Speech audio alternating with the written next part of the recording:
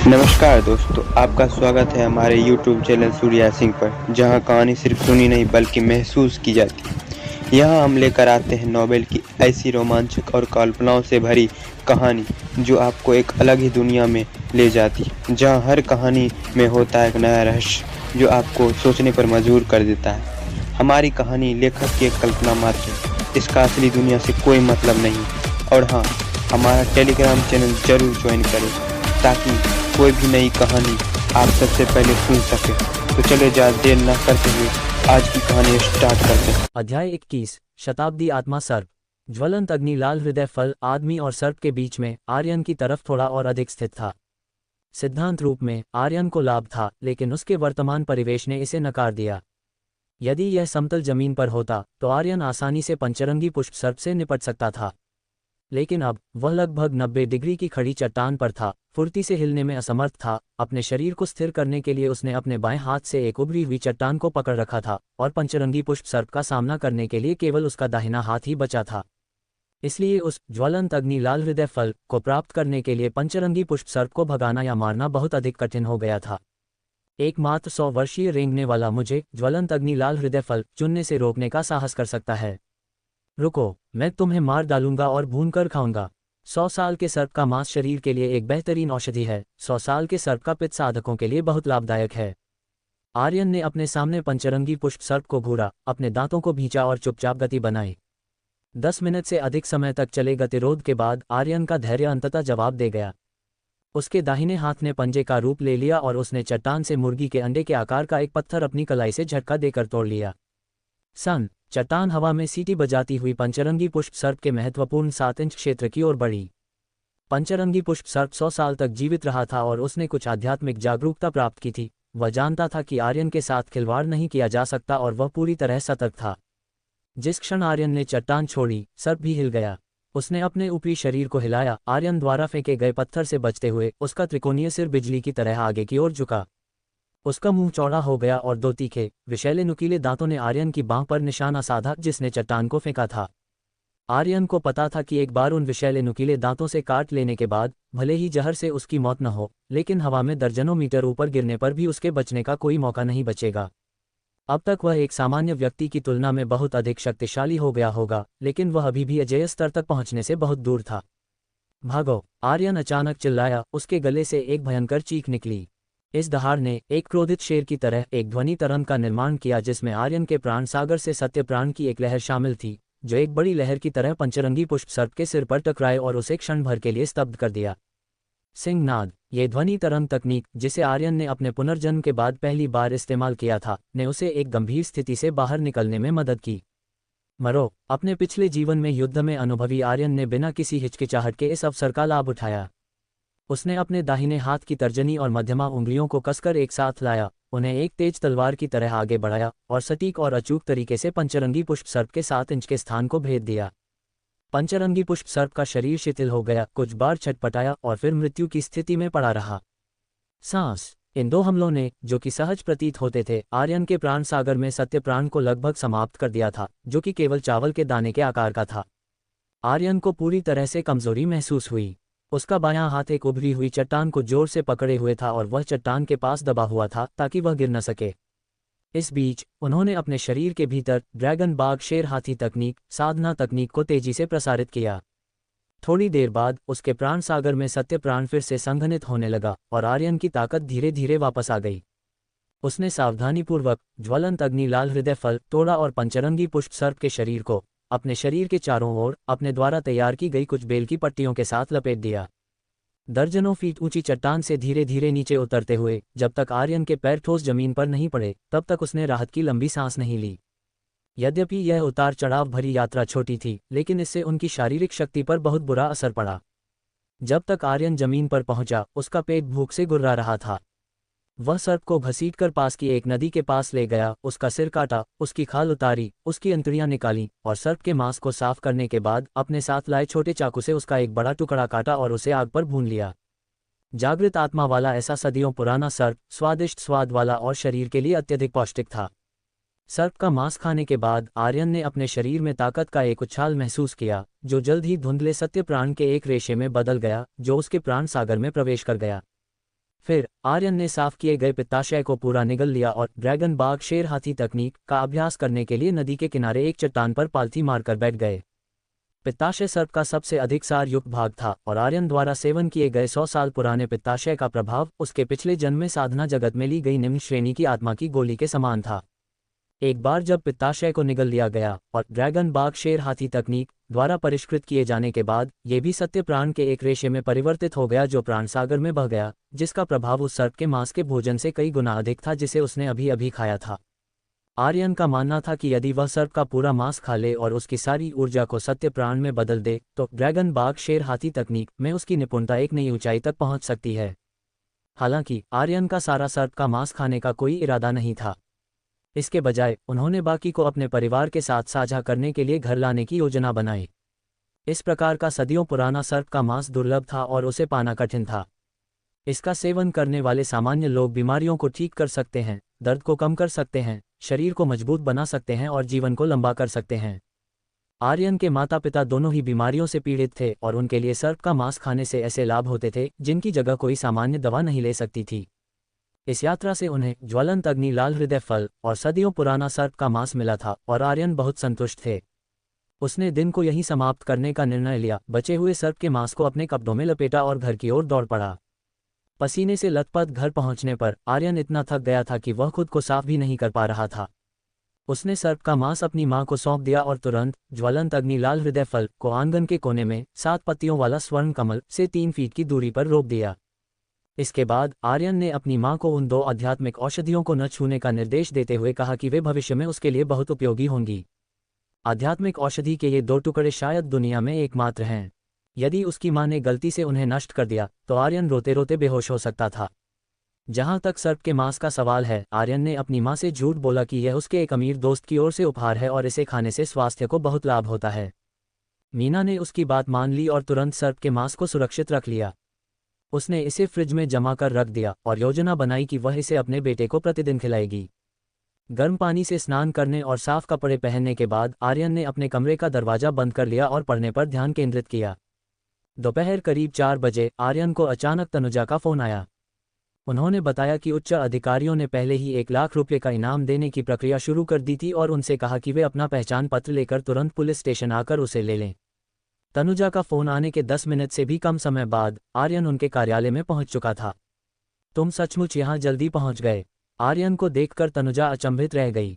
पिछली पूछताछ के दौरान तनुजा ने मोटे तौर पर यह पता लगा लिया था कि आर्यन कहाँ रहता है और उसने सोचा था कि अगर वह अपने घर से निकलकर तुरंत टैक्सी में बैठ भी जाए तो भी पुलिस स्टेशन पहुंचने में लगभग 20 मिनट लगेंगे। 10 मिनट से भी कम समय में आर्यन का आगमन समझ से परे था।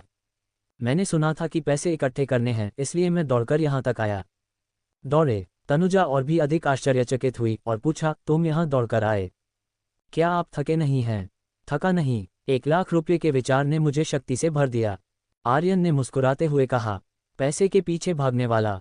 तनुजा ने मन ही मन कोसा, लेकिन फिर उसे याद आया कि आर्यन ने भी उसकी तरह ही मार्शल आर्ट में प्रशिक्षण लिया था और वह उससे भी अधिक कुशल था, इसलिए उसने इसे जाने दिया। अध्याय 22। जब तक मुझे ये पसंद है। तनुजा एक समय एक प्राचीन मार्शल आर्ट विशेषज्ञ की शिष्या थीं और उन्होंने कई वर्षों तक कुंग-फू का अभ्यास किया था। उसने स्वयं अपने गुरु को लाघव शरीर तकनीक का प्रयोग करते हुए देखा था, जो एक रेसिंग कार से भी अधिक तेज चलती थी। आर्यन ने जो शक्ति प्रदर्शित की थी, उसके आधार पर तनुजा ने अनुमान लगाया कि उसे भी किसी प्राचीन मार्शल आर्ट विशेषज्ञ द्वारा निर्देशित किया गया होगा। इस दुनिया में प्राचीन मार्शल आर्ट विशेषज्ञ आमतौर पर एकांत या अर्धेकांत में रहते थे और उनकी तुलना में अक्सर देखे जाने वाले तथाकथित मार्शल आर्ट विशेषज्ञ केवल एक मजाक थे। इस कार्ड में 1 लाख रुपये का इनाम पहले ही जमा कर दिया गया है। कुछ आवश्यक प्रक्रियाओं से निपटने के बाद तनुजा ने आर्यन को एक बैंक कार्ड दिया और उदासीनता से कहा, यदि आपको इस पर भरोसा नहीं है तो बाहर एक बैंक है, आप स्वयं इसकी जांच कर सकते हैं। कोई ज़रूरत नहीं है, मुझे अधिकारी तनुजा पर भरोसा है। आर्यन ने अपने हाथ में बैंक कार्ड के साथ खेलते हुए कहा। उसकी मुस्कान धूप की तरह चमकदार थी। मुझे उम्मीद नहीं थी कि अधिकारी तनुजा रविवार को अतिरिक्त समय काम करेंगी। आप सचमुच कड़ी मेहनत करती हैं। जब आपके पास समय हो तो मैं आपको भोजन कराऊं तो कैसा रहेगा? मैं जानता हूं कि आपके आग्रह के बिना ये पैसा इतनी जल्दी मेरे पास नहीं पहुंच पाता। अगर किसी को धन्यवाद कहना चाहिए तो वह मैं हूं जो आपको धन्यवाद दूं। तनुजा ने अपनी घड़ी पर नजर डाली, देखा कि लगभग 4:30 बज रहे थे और कहा, मुझे ही आपको भोजन कराना चाहिए। लेकिन अभी भी बहुत जल्दी है, कृपया थोड़ी देर यहीं बैठिए और तब तक प्रतीक्षा कीजिए जब तक मैं अपना काम पूरा न कर लूँ। अभी उसकी बात पूरी भी नहीं हुई थी कि उसने एक सफ़ेद अनौपचारिक सूट पहने युवक को अंदर आते देखा।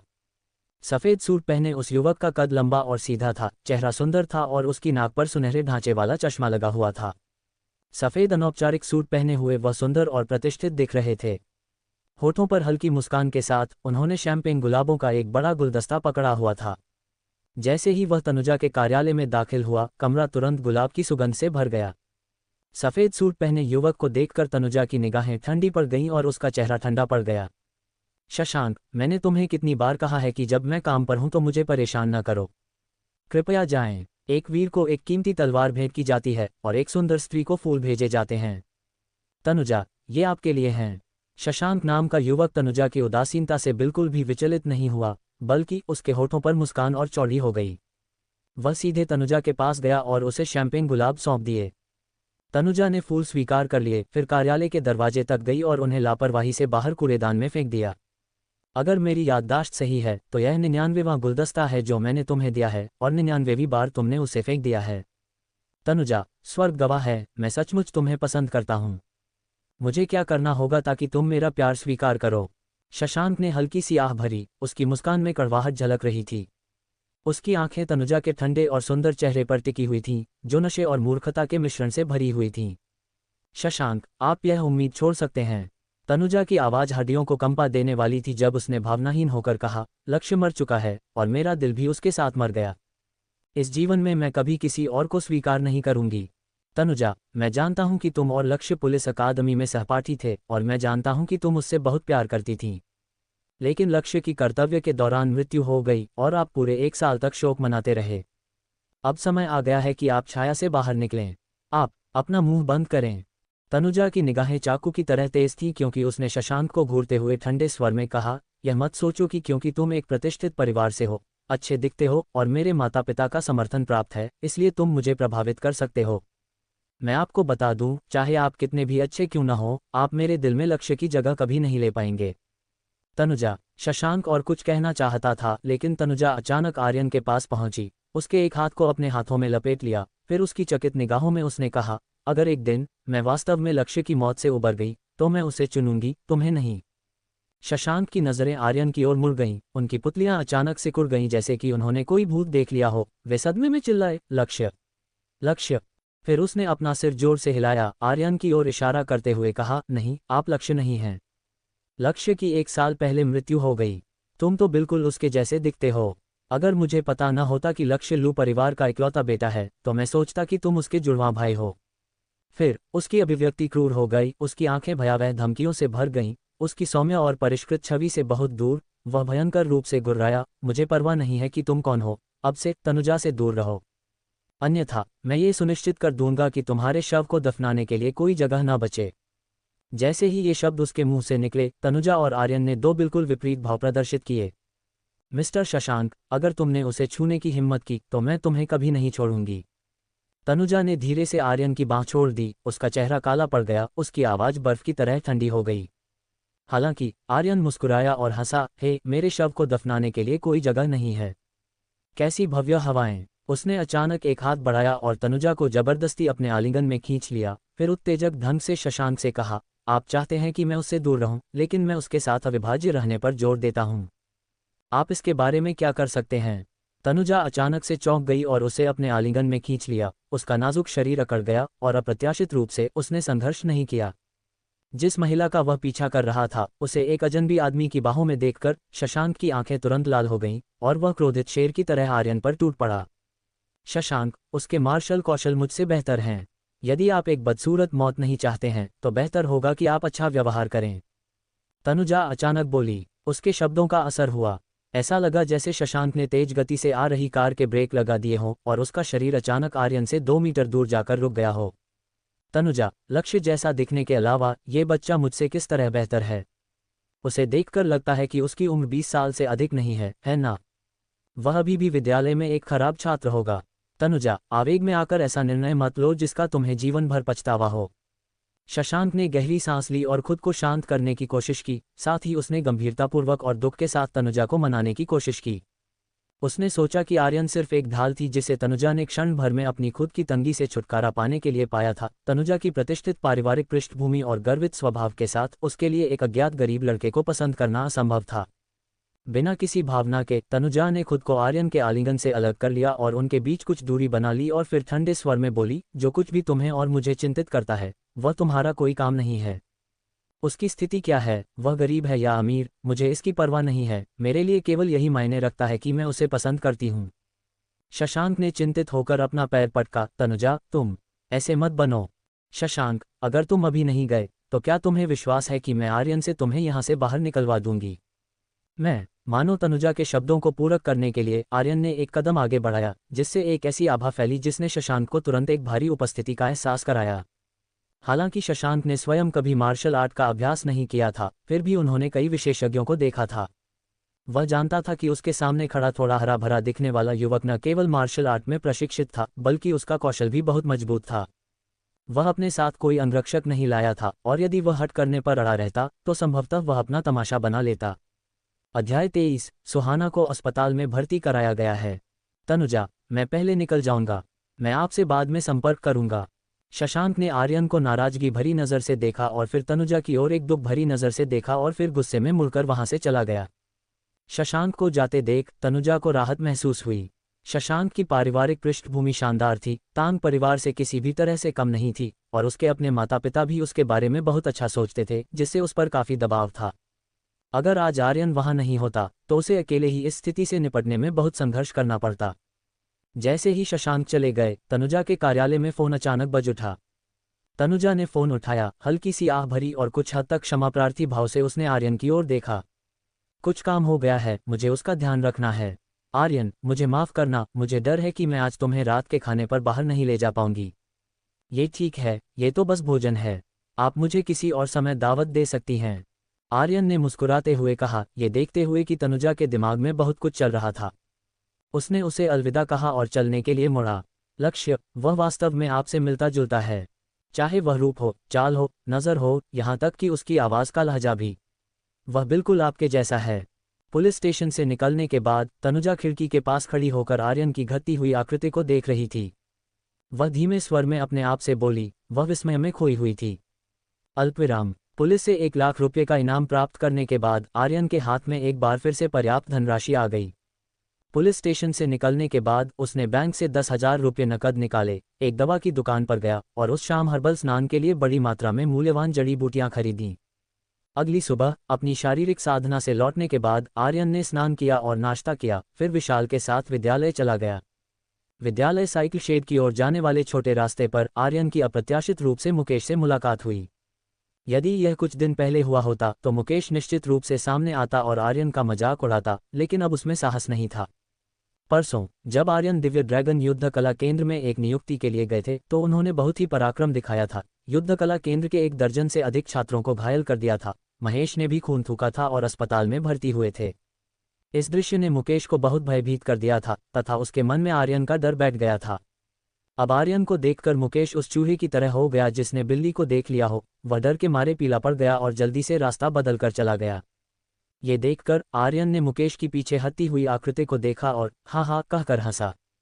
चाहे पिछला जीवन हो या वर्तमान, चाहे वह कहीं भी रहा हो, आर्यन एक सिद्धांत में विश्वास करता था, सब कुछ मुट्ठी द्वारा तय किया जाता है।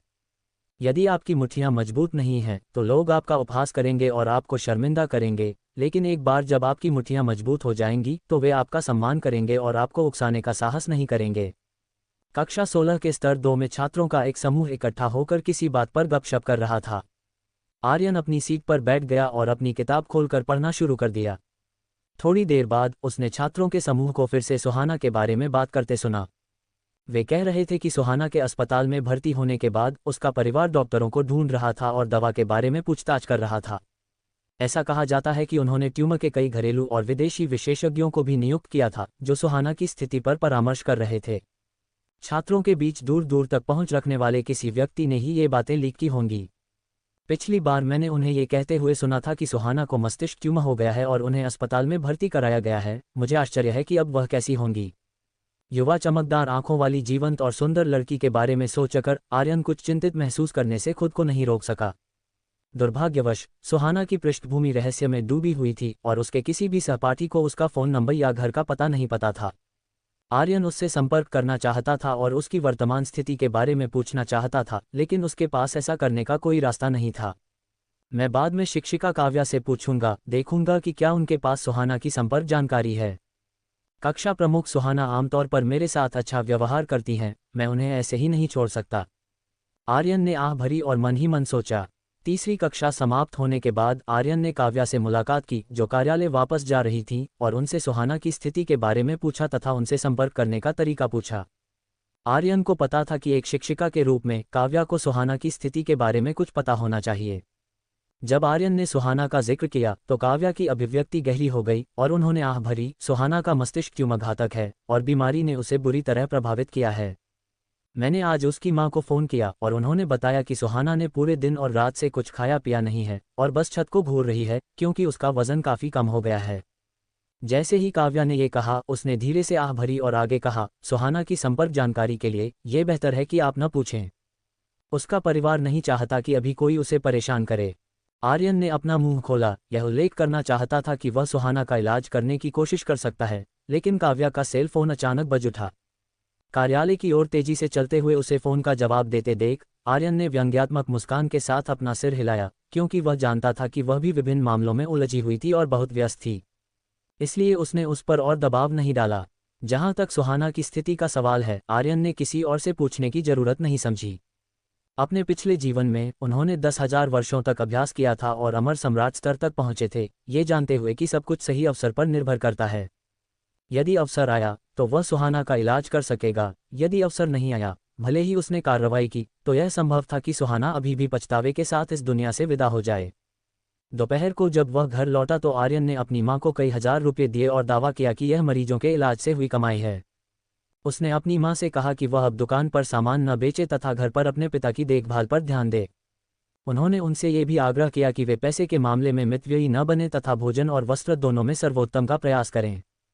अपने पिता आलोक के पैरों पर आर्यन के उपचार के प्रभाव को देखने के बाद मीना और आलोक दोनों को पता चल गया कि उनका बेटा एक चिकित्सा प्रतिभा है। चूंकि उनके बेटे ने बताया कि यह पैसा दूसरों के इलाज से आया है, इसलिए उन्होंने उस पर विश्वास कर लिया। मीना, जो हमेशा से ही मितव्ययी रही थी, ने अपने बेटे की बात नहीं मानी और घर पर छोटी मोटी नकदी के लिए 1,000 रुपये बचाकर रख लिए तथा बाकी पैसे उसी दिन बैंक में जमा कर दिए। उन्होंने दावा किया कि वह इसे अपनी बेटी आयशा की शादी और आर्यन की भावी पत्नी के लिए बचा रही थीं। इस पर आर्यन केवल एक कड़वी मुस्कान ही दे सका। आर्यन द्वारा लगातार कई दिनों तक एक्यूपंक्चर और मालिश के साथ साथ औषधीय उपचार के कारण आलोक के पैरों में अंततः तीव्र दर्द और सुन्नता की अनुभूति होने लगी, जो ये दर्शाता था कि उसका क्षतिग्रस्त तंत्रिका तंत्र ठीक हो रहा था। आर्यन के शब्दों में, 1 महीने के भीतर आलोक निश्चित रूप से खड़े होने और घूमने में सक्षम हो जाएगा, 2 महीने के भीतर वह सामान्य हो जाएगा और स्वतंत्र रूप से चलने और दौड़ने में सक्षम हो जाएगा। जहां तक मीना को होने वाली छोटी मोटी बीमारियों का सवाल है, उनका इलाज करना और भी आसान था। आर्यन द्वारा तैयार कुछ दवाओं को लेने और एक्यूपंक्चर प्राप्त करने के बाद मीना को बहुत हल्का महसूस हुआ। माँ, आपको और पिताजी को इस सर्प के मांस और सूप का सेवन करना चाहिए, इससे आपकी चोटें जल्दी ठीक हो जाएंगी। दोपहर के भोजन के समय आर्यन ने अपने माता पिता को एक एक कटोरा सर्प का मांस और सूप परोसा और जब तक उन्होंने खाना खत्म नहीं कर लिया तब तक उन पर ध्यानपूर्वक नजर रखी। 100 साल की आध्यात्मिक जागरूकता के साथ सर्प का मांस बीमारियों को दूर कर सकता है और शरीर को मजबूत कर सकता है। आर्यन ने सोचा कि अगर उसके माता पिता इसे 2 या 3 बार खाएंगे तो उन्हें इसके लाभों का एहसास होगा। दोपहर के भोजन के आधे घंटे बाद नियमित रूप से आर्यन ने अपने पिता के पैरों पर एक्यूपंक्चर और मालिश करना शुरू कर दिया। मालिश समाप्त करने के बाद जैसे ही वह सुइयां डालने वाला था, आर्यन के कान फड़कने लगे और उसने बंद दरवाजे की ओर देखा। ठक ठक ठक, अचानक जोरदार दस्तक की एक श्रृंखला सुनाई दी, जिससे मीना चौंक गई, जो आंगन में सफाई कर रही थी। अध्याय 24, सबसे बड़े युवा स्वामी सूरज। अब ये कौन है? मीना बुदबुदाई और आंगन का दरवाजा खोलने ही वाली थी। माँ, मैं दरवाज़ा खोलूंगा। आर्यन ने भौहें चढ़ाईं और अपने पैरों पर खड़ा हो गया, अपनी माँ से पहले दरवाजे तक पहुंचा और धीरे से उसे खोला। दरवाजे के बाहर काले सूट पहने 2 आदमी खड़े थे। काले सूट पहने दोनों व्यक्ति 1.8 मीटर से अधिक लंबे थे, मजबूत शरीर, छोटे बाल, गंभीर भाव और चील जैसी तीखी आंखें थीं। यद्यपि वे स्थिर खड़े थे, फिर भी उनसे एक आक्रामक आभा निकल रही थी। मीना अपने बेटे के पीछे खड़ी थी और काले सूट पहने 2 पुरुषों की निगाहों का सामना कर रही थी। उसके दिल में डर बैठ गया और वह एक कदम पीछे हटने के अलावा कुछ नहीं कर सकी। तुम दोनों किसे ढूंढ रहे हो? आर्यन की नज़र काले सूट पहने दो आदमियों पर पड़ी और उसने ठंडे स्वर में पूछा। अभी अभी जिस तरह से इन दोनों लोगों ने दरवाजा खटखटाया था वह बहुत ही अशिष्ट था, इसलिए स्वाभाविक रूप से वह भी अच्छे मूड में नहीं था। क्या आप आर्यन हैं? बाईं ओर काले कपड़े पहने आदमी ने अपनी नज़र आर्यन के चेहरे पर केंद्रित कर दी। क्या बात है? आर्यन ने प्रतिप्रश्न के साथ उत्तर दिया। हमारे सबसे बड़े युवा स्वामी सूरज को आपसे एक विषय पर चर्चा करनी है। और आपके सबसे बड़े युवा स्वामी सूरज कौन होंगे? सबसे बड़े युवा स्वामी वहां कार में आपका इंतजार कर रहे हैं। एक बार आप चले जाएं तो आपको पता चल जाएगा। दाईं ओर काले कपड़े पहने आदमी ने अपने अंगूठे से पीछे की ओर इशारा करते हुए दर्जनों मीटर दूर खड़ी एक काले रंग की पालकी कार की ओर इशारा करते हुए अहंकार से कहा। ये पालकी कार एक काले रंग की बुलेट प्रूफ कार का विस्तारित संस्करण थी जिसकी कीमत 10 करोड़ से अधिक थी। इंद्रपुरी शहर में ऐसे बहुत कम लोग थे जो इसे खरीद सकते थे, जिससे ये संकेत मिलता है कि काले सूट वाले दो व्यक्तियों द्वारा उल्लिखित सबसे बड़े युवा स्वामी वास्तव में इंद्रपुरी शहर में एक प्रमुख व्यक्ति थे। पहली बात, मुझे ये जानने में कोई रुचि नहीं है कि आपके सबसे बड़े युवा स्वामी कौन हैं। दूसरी बात, यदि उन्हें मुझसे कुछ कहना है तो उन्हें यहाँ आकर स्वयं कहना चाहिए। और तीसरी बात, अगली बार जब आप दोनों दरवाज़ा खटखटाएं तो कृपया विनम्र रहें, अन्यथा मुझे असभ्य होने का दोष न दें। ये कहकर आर्यन ने आंगन का दरवाजा जोर से बंद कर दिया और काले सूट पहने दो आदमी बाहर लटके रह गए। आर्यन, क्या तुमने किसी को नाराज किया है? इस सबसे बड़े युवा स्वामी के साथ क्या मामला है? मीना ने अपने बेटे की ओर देखा, कांपती हुई आवाज में बोली। वह बता सकती थी कि जिसे काले सूट वाले दो व्यक्ति सबसे बड़े युवा स्वामी के रूप में संदर्भित कर रहे थे वह कोई साधारण व्यक्ति नहीं था। माँ, इसकी चिंता मत करो। मुझे नहीं पता कि वे जिस सबसे बुजुर्ग युवा स्वामी की बात कर रहे हैं वह कौन है। ये सब मेरे लिए बहुत अजीब है। आर्यन ने अपने कान खड़े किए और बंद दरवाजे से उसने काले कपड़े पहने एक आदमी को जाते हुए सुना जो स्पष्ट रूप से सबसे बड़े युवा स्वामी से निर्देश लेने के लिए जा रहा था। एक क्षण बाद दरवाजे पर दस्तक की आवाज फिर से आई, इस बार बहुत धीमी। उसके बाद एक स्पष्ट आवाज आई जिसमें पूछा गया, माफ कीजिए, क्या आर्यन घर पर हैं? जब आर्यन ने दरवाजा खोला तो उसने एक 20-22 साल के युवक को देखा। पहले वाले काले सूट पहने दो आदमी युवक के पीछे खड़े होकर सम्मानपूर्ण भाव से देख रहे थे। स्पष्टतः ये युवक वही सबसे बड़ा युवा स्वामी था जिसका उल्लेख काले सूट वाले व्यक्तियों ने किया था। वह युवक लगभग आर्यन जितना ही लंबा था, काले रंग का साधारण सूट पहने हुए था, उसकी बाहें तलवार जैसी थीं और आंखें तारों भरी थीं तथा चेहरा भी सुंदर था। संभवतः सूर्य के प्रकाश में लंबे समय तक रहने के कारण उनकी त्वचा का रंग स्वस्थ कांस्य जैसा हो गया था। आर्यन के सामने खड़े युवक ने उन्हें शशांक की याद दिला दी जिनसे उनकी मुलाकात इंद्रपुरी शहर पुलिस स्टेशन में हुई थी। दोनों ही धनी परिवार के बच्चे थे, लेकिन शशांक प्रतिष्ठित, सौम्य और सुसंस्कृत दिख रहा था, जबकि उसके सामने खड़ा युवक अव्यवस्थित और लापरवाह दिख रहा था। आर्यन की नज़र में वह युवक कठोर स्वभाव का था, स्पष्ट रूप से ऐसा व्यक्ति था जिसने मार्शल आर्ट में प्रशिक्षण लिया था और दिव्य ड्रैगन युद्ध कला केंद्र के प्रमुख महेश से थोड़ा अधिक शक्तिशाली प्रतीत हो रहा था। मुझे अपना परिचय देने दो। मेरा नाम सूरज है और मैं सुहाना का भाई हूँ। सूरज नाम के युवक ने मुट्ठी बांधकर और झुककर आर्यन का अभिवादन किया। आप जरूर सुहाना के सहपाठी आर्यन होंगे, है ना? हाँ, सुहाना। नाम सुनते ही आर्यन की बाहें थोड़ी ऊपर उठ गईं और वह अचानक बोल पड़ा, सुहाना अब कैसी हैं? अच्छा नहीं है, सूरज ने आह भरी। उसकी अभिव्यक्ति दर्द से भरी हुई थी। डॉक्टरों ने पहले ही गंभीर बीमारी का नोटिस जारी कर दिया है। आर्यन हैरान रह गया, यह इतनी जल्दी कैसे हो गया? अस्पताल द्वारा घातक मस्तिष्क ट्यूमर का निदान किए जाने के बाद सुहाना को मानसिक रूप से गहरा सदमा लगा और फिर उसने खाना पीना छोड़ दिया, जिससे उसकी हालत और बिगड़ गई। अस्पताल के डॉक्टर क्या कहते हैं? क्या उन्होंने कोई उपचार योजना बनाई है? अब एकमात्र विकल्प शल्य चिकित्सा द्वारा ट्यूमर को हटाना है, लेकिन सर्जरी बहुत जोखिम भरी है। हमने देश विदेश के कई जाने माने ट्यूमर विशेषज्ञों से परामर्श किया है और उनके अनुसार सर्जरी की सफलता दर आधे से भी कम है। इस बिंदु पर सूरज की निगाहें आर्यन के चेहरे पर टिक गईं और उन्होंने आगे कहा, सुहाना ने बताया कि आपने उसे 2 बार मस्तिष्क की जांच के लिए अस्पताल जाने की सलाह दी है। आर्यन ने सिर हिलाया। क्या आपको तब पता था कि सुहाना को मस्तिष्क ट्यूमर था? उस समय मैं निश्चित नहीं था, ये सिर्फ अनुभव पर आधारित निर्णय था। अनुभव? मेरा परिवार पीढ़ियों से पारंपरिक देसी चिकित्सा पद्धति का अभ्यास करता आ रहा है। आप कह सकते हैं कि यह एक प्रमुख परिवार की विरासत है। क्या आपने सुहाना से कहा था कि अगर उसे कोई समस्या हो जिसका समाधान करना मुश्किल हो तो उसे आपसे संपर्क करना चाहिए, कि आप उसकी मदद कर सकते हैं? हाँ। क्या आपके पास सुहाना को ठीक करने का कोई तरीका है? हाँ। आपका इलाज का तरीका क्या है? आप और सुहाना सहपाठी हैं, दोनों पश्चिमी चिकित्सा का अध्ययन कर रहे हैं। क्या आप पारंपरिक देसी चिकित्सा का उपयोग करने की योजना बना रहे हैं? सही, एक्यूपंक्चर को हर्बल औषधि के साथ मिलाया गया है। क्या ये काम करेगा? कम से कम इसकी सफलता दर सर्जरी की तुलना में अधिक है। और भले ही मेरी विधि सुहाना को ठीक न कर सके, लेकिन इससे उसकी हालत और खराब नहीं होगी।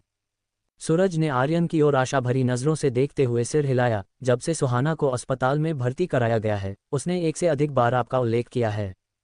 मैं इस बार ये पूछने आया हूं कि क्या आप अस्पताल में उनसे मिल सकते हैं? क्या आपको विश्वास है कि मैं सुहाना को ठीक कर सकता हूं? आर्यन ने गंभीरता से पूछा।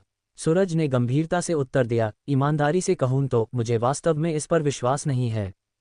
लेकिन इस समय यही एकमात्र प्रयास बचा है। एक बार जब सुहाना को शल्य चिकित्सा कक्ष में ले जाया जाता है तो उसकी जान खतरे में पड़ जाती है, और मैं अपनी बहन को हमेशा के लिए खो सकता हूं। इसलिए उसकी सर्जरी से पहले मैं कुछ भी आजमाना चाहता हूं। आर्यन, यदि आप सुहाना की बीमारी का इलाज कर सकते हैं तो आप सुपरिवार के महान उपकारक होंगे। हमारा पूरा परिवार आपका बहुत आभारी रहेगा। जो भी आप चाहते हैं बस मांग लें, और जब तक सुपरिवार इसे प्रदान कर सकता है हम पीछे नहीं हटेंगे। सूरज ने आखिरकार कहा। आर्यन ने हल्की मुस्कान के साथ कहा, सुहाना मेरी सहपाठी है और वह हमेशा कक्षा में मेरा ध्यान रखती है। अब जब वह मुसीबत में है तो उसकी मदद करना मेरा कर्तव्य है। बस एक मिनट रुको, मैं कुछ सामान लेकर आता हूं और फिर तुम्हारे साथ चलूंगा। आर्यन मुड़ा और अपने घर में घुस गया। अपने परिवार की विरासत वाला एक्यूपंक्चर डिब्बा लिया, अपनी मां मीना को सूचित किया, फिर सूरज की पालकी कार में बैठ गया और तेजी से भाग गया। वह आदमी अंगरक्षकों के साथ आया था और एक महत्वपूर्ण व्यक्ति लगता है। आर्यन उसके साथ चला गया। कोई परेशानी तो नहीं होगी, है ना? द्वार पर खड़ी होकर अपने बेटे की कार को जाते हुए देखते हुए मीना अपने पति आलोक के पास लौटी और चिंतित नजरों से पूछा, हमारे बेटे ने खुद ही यह कहा था, है न? वह व्यक्ति उसके सहपाठी का भाई है जो चिकित्सा उपचार के लिए उसके पास आया था। चिंता मत करो, हमारा बेटा बड़ा हो गया है, वह अपनी देखभाल करना जानता है, कोई समस्या नहीं होगी। अपने बेटे की चिकित्सा कुशलता पर पूर्ण विश्वास रखते हुए आलोक ने अपनी पत्नी को सांत्वना देते हुए मुस्कुराया। अध्याय 25 पारंपरिक देसी चिकित्सा उपचार। आधे घंटे बाद सूरज की car Indrapuri city first hospital में पहुंची। इंद्रपुरी प्रथम नागरिक अस्पताल इंद्रपुरी शहर का सबसे अच्छा अस्पताल था और इसका चिकित्सा मानक पूरे भारत में शीर्ष स्थान पर था।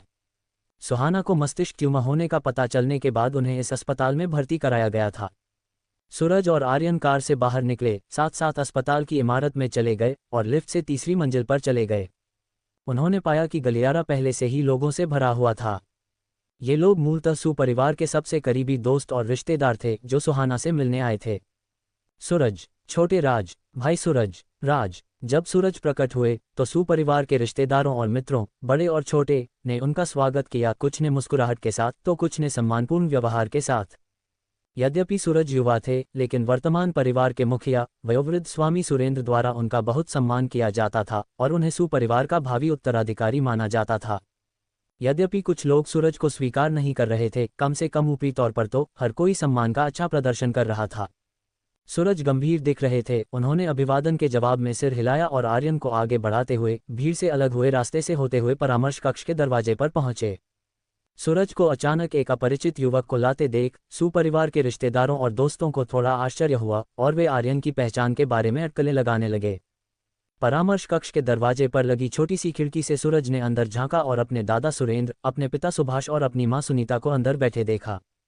कई प्रसिद्ध घरेलू और अंतर्राष्ट्रीय ट्यूमर विशेषज्ञ उनके सामने बैठे थे। परामर्श कक्ष में बड़ी स्क्रीन पर मस्तिष्क की छवियों की ओर इशारा करते हुए किसी बात पर धीमी चर्चा में लगे हुए थे। सुरेंद्र और उनके बेटे सुभाष दोनों ने अपनी भौहें सिकोड़ लीं, उनके चेहरे पर गंभीरता थी। सुनीता की आंखें लाल और सूजी हुई थीं, उनका रंग फीका पड़ गया था। स्पष्टतः उनकी बेटी की हालत ने उन्हें भारी आघात पहुंचाया था। परामर्श कक्ष में इंद्रपुरी प्रथम नागरिक अस्पताल के अध्यक्ष फिरोज सहित विभिन्न विभागों के प्रमुख भी बैठे थे। सुपरिवार इंद्रपुरी शहर का सबसे प्रमुख कबीला था जो पूरे भारत में प्रसिद्ध था।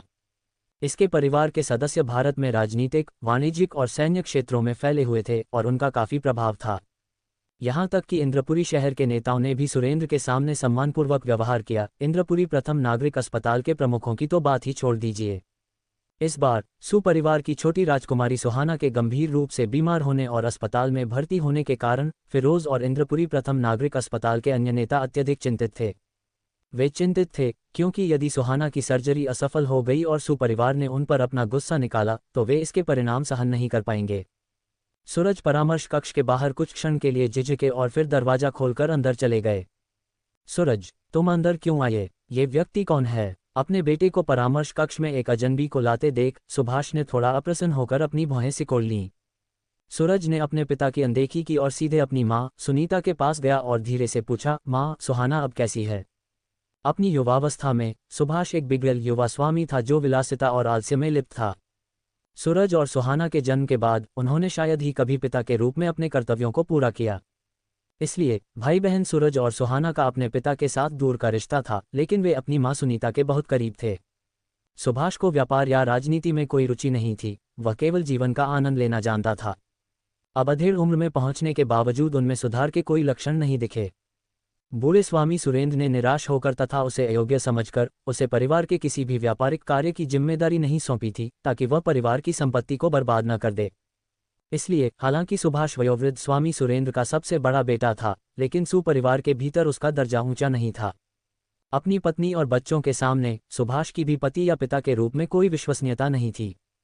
अपने बेटे को अपनी उपेक्षा करते देख सुभाष का चेहरा कुछ खट्टा हो गया, लेकिन उन्होंने वयोवृद्ध स्वामी सुरेंद्र की उपस्थिति के सम्मान में कोई तमाशा करने से परहेज किया। ऐसा नहीं था कि वह अपना आपा नहीं खोना चाहता था, बस उसकी हिम्मत नहीं थी। यद्यपि वयोवृद्ध स्वामी सुरेंद्र को अपने अयोग्य बेटे सुभाष पर अफसोस था, लेकिन वे अपने निर्णायक और सीधे पोते सूरज को बहुत सम्मान देते थे। कई साल पहले वयोवृद्ध स्वामी सुरेंद्र ने परिवार के व्यवसाय का एक हिस्सा सूरज को सौंप दिया था, जिन्होंने इसे व्यवस्थित और कुशलता से प्रबंधित किया, जिससे वयोवृद्ध स्वामी सुरेंद्र को बुढ़ापे में बहुत आराम मिला। कोई यह कह सकता है कि सुपरिवार की वर्तमान स्थिति में पुत्र के रूप में सूरज का दर्जा अपने पिता सुभाष से कहीं अधिक ऊंचा था। सूरज, तुम अभी कहाँ गए थे? तुम्हारे जाने के कुछ समय बाद ही सुहाना, वह बस अपने बेटे को अपनी बेटी का जिक्र करते हुए सुनकर सुनीता ने अपनी लाल आंखें पोंछीं और खुद को रोक नहीं सकी और फिर से रोने लगी। सुहाना को क्या हुआ? सूरज का दिल तेजी से धड़क उठा और उसके भीतर एक अशुभ भाव उमड़ आया जब उसने तत्काल पूछा। सुहाना कोमा में चली गई है, सुनीता ने रोते हुए कहा, रुमाल से लगातार अपने आंसू पोंछते हुए। उसकी अभिव्यक्ति दुख से भरी हुई थी।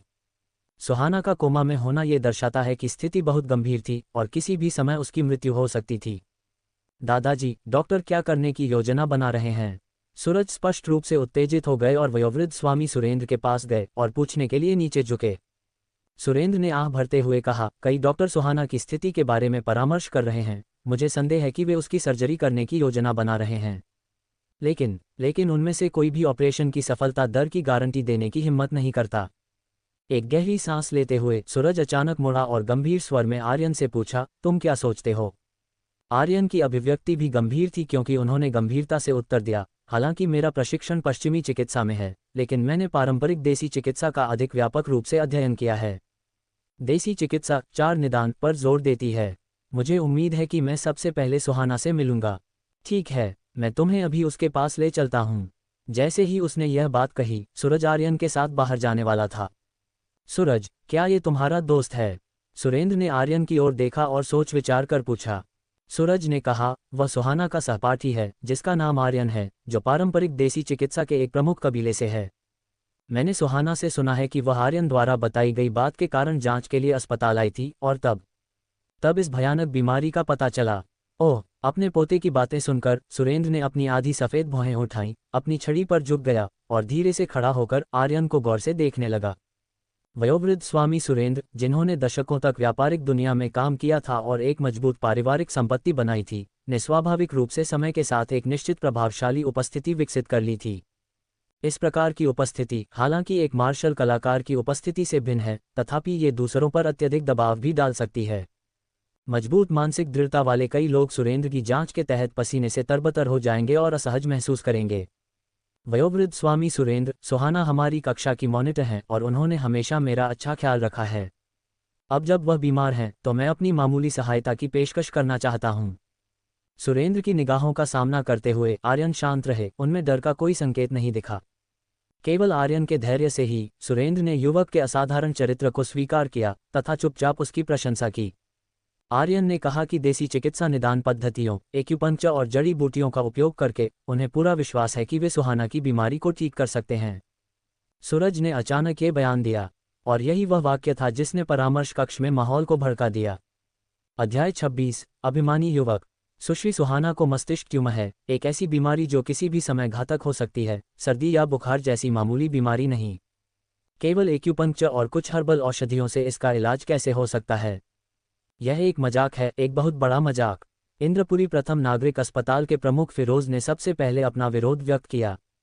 मैं उपाध्यक्ष फिरोज से सहमत हूं। ट्यूमर पर एक अन्य घरेलू विशेषज्ञ ने भी अपनी बात रखी। उनका स्वर पारंपरिक देसी चिकित्सा के प्रति तिरस्कार और अवमानना से भरा था। हाल के वर्षों में कुछ अज्ञानी लोगों द्वारा पारंपरिक देसी चिकित्सा को हास्यास्पद रूप से बढ़ा चढ़ाकर पेश किया गया है, मानो ये सभी बीमारियों को ठीक कर सकती है, यहाँ तक कि मृतकों को भी जीवित कर सकती है। अनगिनत तथ्यों से यह साबित हो चुका है कि पारंपरिक देसी चिकित्सा केवल मामूली बीमारियों के इलाज में ही कुछ हद तक प्रभावी है। कठिन और जटिल बीमारियों के साथ साथ गंभीर बीमारियों के इलाज के लिए पश्चिमी चिकित्सा तेज और प्रभावी है, अपूरणीय है। क्या ये कहना सही है कि पारंपरिक देसी चिकित्सा ट्यूमर का इलाज कर सकती है? ये तो बस बेतरतीब तार झनकृत करना है। बकवास, ये चिकित्सा का अपमान है। मैं अक्सर सुनता था कि देसी चिकित्सा चमत्कारी होती है और मैंने सीखने के लिए भारत के कुछ पारंपरिक देसी चिकित्सा अस्पतालों का भी दौरा किया था, लेकिन परिणाम बहुत निराशाजनक थे। ऐसा नहीं है कि मैं जानबूझकर भारत की पारंपरिक देसी चिकित्सा को कमतर आंकना चाहता हूं, लेकिन मैं वास्तव में सोचता हूं कि यह बेकार है। इस बार वक्ता विदेश से आए एक चिकित्सा विशेषज्ञ थे जिन्होंने ट्यूमर विज्ञान के क्षेत्र में महत्वपूर्ण योगदान दिया है। एक भारतीय के रूप में सुरेंद्र को पारंपरिक देसी चिकित्सा में कुछ हद तक अंधविश्वास था और वह चाहता था कि आर्यन उसके उपचारों को आजमाए।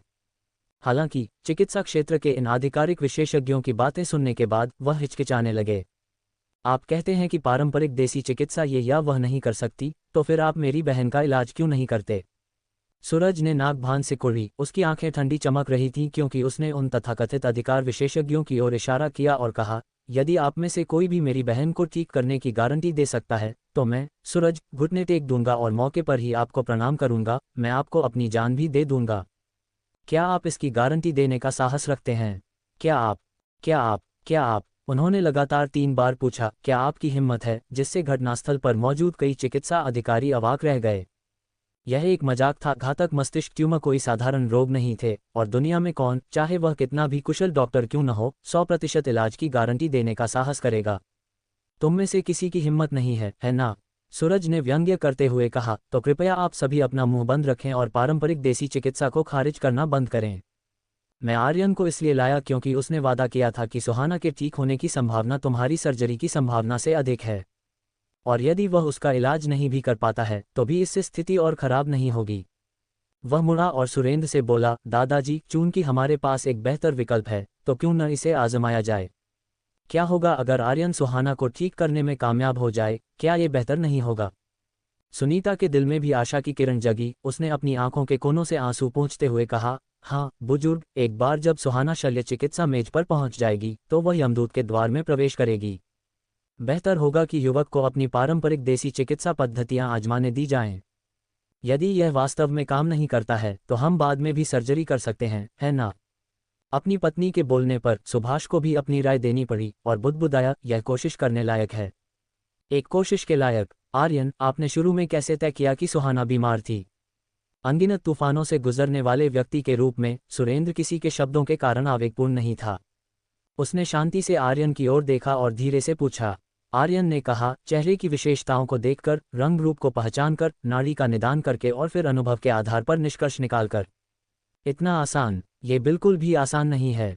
आर्यन ने गंभीरता और गरिमा के साथ कहा, हमारा परिवार पारंपरिक देसी चिकित्सा का वंशज है जिसमें पीढ़ियों से ज्ञान हस्तांतरित किया गया है और समृद्ध अनुभव संचित है। और स्वर अध्ययन के माध्यम से मेरी चिकित्सा कुशलता मेरे पूर्वजों से भी आगे निकल गई है। मैं शेखी नहीं बघारना चाहता, लेकिन इस दुनिया में अगर मैं दावा करूं कि मेरी चिकित्सा कुशलता किसी से कम नहीं है तो कोई भी प्रथम होने का दावा करने की हिम्मत नहीं करेगा। इंद्रपुरी प्रथम अस्पताल के प्रमुख फिरोज ने गुस्से में कहा, युवक, तुम्हें विनम्र होना चाहिए। बहुत घमंडी मत बनो। आर्यन ने परामर्श कक्ष में डॉक्टरों के चेहरों पर मुस्कुराहट के साथ देखा। यह अहंकार नहीं है, यह आत्मविश्वास है। फिरोज भी पश्चिमी चिकित्सा पृष्ठभूमि से थे और वे लौटे हुए भारतीयों में से थे जिन्होंने हमेशा पारंपरिक देसी चिकित्सा को नीची नज़र से देखा था। उन्होंने घृणा से कहा, मैंने सुना है कि आपने एक बार मिस्सू की बीमारी का निदान किया था। क्या आप देख सकते हैं कि मुझ में कुछ गड़बड़ है? क्या आप इस कमरे में मौजूद सभी लोगों का निदान कर सकते हैं? तुम? आर्यन ने फिरोज को सिर से पैर तक जांचा। उपाध्यक्ष फिरोज, क्या मैं आपकी नब्ज महसूस कर सकता हूं? फिरोज ने सिर हिलाया और अपना बायां हाथ बढ़ाते हुए आर्यन की ओर बढ़ा। आर्यन ने एक क्षण के लिए उसकी कलाई को छुआ और फिर मुस्कुराते हुए अपना हाथ वापस ले लिया। उपाध्यक्ष फिरोज, आपको एक गंभीर समस्या है। फिरोज जोर से हंस पड़े। मैं जानता था कि पारंपरिक देसी चिकित्सा पद्धति के सभी चिकित्सक धोखेबाज हैं। मैं आपको बता दूं, नौजवान, कुछ दिन पहले ही मेरी व्यापक स्वास्थ्य जांच हुई थी, सब कुछ सामान्य है। आर्यन भी हंसे। आपको लगता है कि स्वास्थ्य जांच से सभी समस्याएं सामने आ सकती हैं? मैं आपको 4 शब्द दूंगा, अपने गुर्दों का ख्याल रखें। फिरोज के चेहरे पर मुस्कान गायब हो गई। क्या? आपका क्या मतलब है? आर्यन ने मुस्कुराते हुए कहा, साफ शब्दों में कहें तो आपके पास बहुत सारी महिलाएं हैं और शयनकक्ष में बहुत अधिक गतिविधियों के कारण आपके गुर्दे खराब हो गए हैं। यदि आप स्वयं पर संयम नहीं रखेंगे तो आपके जीवन का दूसरा भाग बर्बाद हो सकता है। फिरोज का चेहरा पीला पड़ गया और वह मुंह खोले आर्यन को घूरने लगा, लेकिन अप्रत्याशित रूप से उसने कोई जवाब नहीं दिया। कुछ दिन पहले फिरोज ने वास्तव में एक स्वास्थ्य जांच कराई थी और परिणाम उतने सामान्य नहीं थे जितना उन्होंने दावा किया था। उन्होंने अपने गुर्दे में थोड़ी समस्या का खुलासा किया। इंद्रपुरी प्रथम नागरिक अस्पताल के निदेशक के रूप में फिरोज ने कई वर्षों तक पदोन्नति और वेतन वृद्धि का प्रलोभन दिया था तथा धमकी और प्रलोभन के माध्यम से कई आकर्षक डॉक्टरों और नर्सों के साथ स्पष्ट संबंध बनाए रखे थे। उनकी अत्यधिक कड़ी मेहनत ने अंततः उनके गुर्दे के स्वास्थ्य पर बुरा असर डाला था। फिरोज की स्वास्थ्य जांच के परिणाम बहुत कम लोगों को ही पता थे। वे सभी उसके विश्वासपात्र थे जो ऐसी जानकारी लीक करने का साहस नहीं कर सकते थे। तुम बकवास कर रहे हो। मेरे घर में मेरी पत्नी के अलावा कोई और औरत नहीं है। मेरी किडनी ठीक है, उनमें कोई खराबी नहीं है। हा, आप निराश हैं, है ना? हा। फिरोज ने जोर से अपना बचाव करते हुए हंसने की कोशिश की, लेकिन एक क्षण पहले उसके हाव भाव ने उसे पूरी तरह से धोखा दे दिया था और यह सभी के लिए स्पष्ट था कि वह दोषी महसूस कर रहा था। तभी 30 वर्ष की एक खूबसूरत नर्स दस्तावेजों का एक ढेर लेकर आए और उन्हें फिरोज को सौंप दिया। जब कोई भी ध्यान नहीं दे रहा था, उसने चुपके से फिरोज पर एक आकर्षक नज़र डाली। फिरोज ने जल्दी से नर्स की कामुक छाती पर नज़र डाली, फिर अपना गला साफ किया और इशारे से उसे बाहर जाने दिया। जैसे ही सुंदर नर्स मुड़कर जाने वाली थी, आर्यन ने उसकी ओर इशारा किया और फिरोज से कहा, लगभग 1 घंटे पहले ये नर्स आपके साथ चादर में लौट गई। उपाध्यक्ष फिरोज, क्या मैं सही हूँ? ये सुनकर फिरोज और नर्स दोनों स्तब्ध रह गए। उनके चेहरे तुरंत लाल हो गए। आप कैसे जानते हो? नर्स ने हक्की बक्की होकर आर्यन को देखा और फिर कहा, अरे नहीं, ऐसा इसलिए हुआ होगा क्योंकि उपाध्यक्ष फिरोज इतनी जल्दी में थे कि उन्होंने कार्यालय का दरवाजा ठीक से बंद नहीं किया और आपने ये देख लिया। आप चुप रहो, चले जाओ, यहाँ से चले जाओ। फिरोज गुस्से से दहाड़ा। उसका चेहरा लाल और अत्यंत बदसूरत था। सुंदर नर्स ने शिकायत में मुंह बनाया, फिरोज की ओर नाराजगी भरी नज़र से देखा और फिर अपना चेहरा ढककर जल्दी से बाहर निकल गई। वहां मौजूद सभी लोगों की अजीब निगाहों के सामने वह अपनी शर्म को छुपाने में असमर्थ थी। अध्याय 27। कृपया मुझ पर एक एहसान करें। अभी अभी फिरोज इस बात पर जोर दे रहा था कि उसके घर पर उसकी पत्नी के अलावा कोई अन्य महिला नहीं है, लेकिन पलक झपकते ही उसके झूठ को आर्यन ने बेरहमी से उजागर कर दिया। एक क्षण के लिए परामर्श कक्ष में उपस्थित अन्य लोगों ने फिरोज को अजीब निगाहों से देखा, जिनमें से कुछ घृणा और तिरस्कार से भरे हुए थे। लेकिन फिर किसी ने सोचा, आर्यन को फिरोज और उस खूबसूरत नर्स के प्रेम प्रसंग के बारे में कैसे पता चला? क्या वह सचमुच उन पर जासूसी कर सकता था? जैसा कि मैंने पहले कहा, मैं पारंपरिक देसी चिकित्सा पद्धति का अभ्यासी हूं जो 4 निदानों पर जोर देती है। अभी अभी मैंने उपाध्यक्ष फिरोज और उस नर्स बहन पर कुछ विशेष गंधों का अनुभव किया, जिससे मैं इस निष्कर्ष पर पहुंचा। इसलिए जब मैंने कहा कि उपाध्यक्ष फिरोज में कई महिलाएं हैं, तो यह निराधार नहीं है। वहां उपस्थित लोग अनुभवी थे और स्वाभाविक रूप से समझ गए कि आर्यन किस विशेष सुगंध का उल्लेख कर रहे थे। वे सभी कुछ हद तक शर्मिंदा महसूस कर रहे थे, साथ ही यह भी सोच रहे थे कि आर्यन की नाक किसी व्यक्ति के शारीरिक तरल पदार्थों को पहचानने के लिए कितनी संवेदनशील होगी। हालांकि इसने अप्रत्यक्ष रूप से आर्यन के पिछले बयान की भी पुष्टि की कि फिरोज के वास्तव में कई महिलाएं थीं और वह अक्सर शयनकक्ष में काम करता था, जिसके कारण उसके गुर्दे में समस्या हो गई थी। उपाध्यक्ष फिरोज, मेरे शब्दों का कोई और मतलब नहीं है सिवाय इसके कि मैं आपको बताऊं कि पारंपरिक देसी चिकित्सा उतनी दोषपूर्ण नहीं है जितना आप सोचते हैं। जब एक निश्चित स्तर तक अभ्यास किया जाता है तो केवल आपको देखकर और आपकी नाड़ी को महसूस करके हम आपकी स्थिति का निदान कर सकते हैं। फिरोज के चेहरे का रंग बदलते और खुद का बचाव करने में असमर्थ देखकर आर्यन ने गंभीरता से कहा, ओह प्रिय आर्यन, आपने मुझे भारत की पारंपरिक देसी चिकित्सा के चमत्कार को देखने की अनुमति दी है। हालांकि क्या आप समझ सकते हैं कि मेरे साथ क्या गलत है? आपने केवल उपाध्यक्ष फिरोज की स्थिति की सही पहचान की, जो एक संयोग हो सकता है और शायद ही विश्वसनीय हो। विदेश से आए चिकित्सा विशेषज्ञ ने खड़े होकर आर्यन से कहा, आपको पित्ताशय की पथरी है और 2 साल पहले आपकी पित्ताशय की थैली निकाल दी गई थी। आर्यन ने उस ऊंची नाक वाले, नीली आंखों वाले बूढ़े व्यक्ति की ओर देखा और आलस से कहा, हे भगवान! विदेश से आए चिकित्सा विशेषज्ञ के चेहरे पर अविश्वास का भाव उभर आया। उसके हाव भाव देखकर बाकी सभी को पता चल गया कि आर्यन एक बार फिर सही था। जहां तक आपकी बात है, आर्यन ने फिर एक चिकित्सा विशेषज्ञ की ओर इशारा करते हुए थोड़ा लाल चेहरा बनाया, आपको तपेदिक है ना? ओह, और हो सकता है कि आपका दिल भी बहुत अच्छी हालत में न हो। चिकित्सा विशेषज्ञ के चेहरे का रंग थोड़ा बदल गया और उसने अपना मुंह खोला, लेकिन जवाब देने के लिए शब्द नहीं ढूंढ सका। उनकी प्रतिक्रिया से यह स्पष्ट था कि आर्यन एक बार फिर सही थे। जैसे ही आर्यन ने एक एक करके कई चिकित्सा विशेषज्ञों की बीमारियों के बारे में बताया, परामर्श कक्ष का माहौल अजीब तरह से शांत हो गया। हर कोई आश्चर्य और अविश्वास से आर्यन को देख रहा था। आर्यन के पीछे खड़े होकर सूरज ने चुपके से अपनी मुट्ठियां भींच लीं, उसकी आंखें उत्साह और व्याकुलता से भरी हुई थीं। वह जानता था कि उसने अपनी बहन की बात सुनकर और आर्यन की तलाश करके सही निर्णय लिया था। जो व्यक्ति अपनी बहन की बीमारी देखकर उसे अस्पताल जाकर जांच कराने की सलाह दे सकता है, वह व्यक्ति साधारण कैसे हो सकता है? शायद अपनी बहन को आर्यन को सौंपने से उसके ठीक होने की उम्मीद जगी थी। बूढ़े स्वामी सुरेंद्र की आंखों में भी चमक आने लगी। बेत को पकड़े हुए उनके हाथ अनायास ही कांपने लगे। देवियों और सज्जनों, आप तत्काल सर्जरी की सलाह देते हैं, जबकि डॉक्टर आर्यन पारंपरिक देसी चिकित्सा से उसका इलाज करना चाहते हैं। सुरेंद्र ने गहरी सांस ली। उसकी नज़र परामर्श कक्ष में कई चिकित्सा विशेषज्ञों पर पड़ी और उसने गंभीरता से कहा, आपने ये भी कहा है कि सर्जरी में महत्वपूर्ण जोखिम है कि एक बार मेरी पोती शल्य चिकित्सा मेज पर होगी तो वह हमेशा के लिए इस दुनिया को छोड़ सकती है। इसलिए जब तक कि बिल्कुल आवश्यक न हो, मैं ये कदम नहीं उठाना चाहता। सुरेंद्र के भाषण का लहजा सुनकर फिरोज को पता चल गया कि वह आर्यन की ओर झुक रहा है और उसने तत्काल कहा, वयोवृद्ध स्वामी सुरेंद्र, कृपया पुनर्विचार करें। यद्यपि सर्जरी में बहुत जोखिम होता है, परंतु पारंपरिक देसी चिकित्सा में भी खतरे हैं। अगर कुछ गलत हो जाए तो? सुरेंद्र ने अपना हाथ हिलाया और गंभीर स्वर में कहा, उपाध्यक्ष फिरोज, मैं जानता हूं कि आप क्या सोच रहे हैं। निश्चिंत रहें, यदि सुहाना के साथ कुछ भी दुर्भाग्यपूर्ण घटित होता है तो न तो आपको व्यक्तिगत रूप से और न ही आपके अस्पताल को कोई जिम्मेदारी लेने की आवश्यकता होगी। फिरोज जानता था कि सुहाना उसकी पोती थी जिसे सुरेंद्र सबसे अधिक प्यार करता था, और उसे चिंता थी कि अगर अस्पताल में सुहाना को कुछ हो गया तो सुपरिवार उसे दोषी ठहराएगा। सुरेंद्र की बात सुनकर उसके चेहरे पर थोड़ी शर्मिंदगी दिखी, लेकिन उसका दिल शांत हो गया। जब तक वह जिम्मेदारी से बच सकता था, फिरोज को इस बात की परवाह नहीं थी कि सुपरिवार सुहाना की स्थिति के साथ कैसा व्यवहार करेगा। सुरेंद्र ने आर्यन को गहरी नज़र से देखा और उसके कंधे पर थपथपाया, डॉक्टर आर्यन, मैं इस लड़की सुहाना को आपके हवाले करता हूँ। यदि सुहाना इस कठिन परीक्षा से उबर सके तो हमारा पूरा सुपरिवार सदैव आपका आभारी रहेगा। आर्यन ने शांत मुस्कान के साथ सिर हिलाया, मैं अपना सर्वश्रेष्ठ प्रयास करूंगा। सूरज, सुहाना को दिखाने के लिए डॉक्टर आर्यन को ले जाएं। सूरज को निर्देश देने के बाद सुरेंद्र अभी भी अपनी पोती के बारे में असहज महसूस कर रहा था और आह भरते हुए बोला, हम सभी को एक साथ जाना चाहिए। मैं सुहाना को फिर से देखना चाहता हूँ। रोगी विभाग की 6ठी मंजिल, गहन चिकित्सा इकाई, कमरा नंबर 6।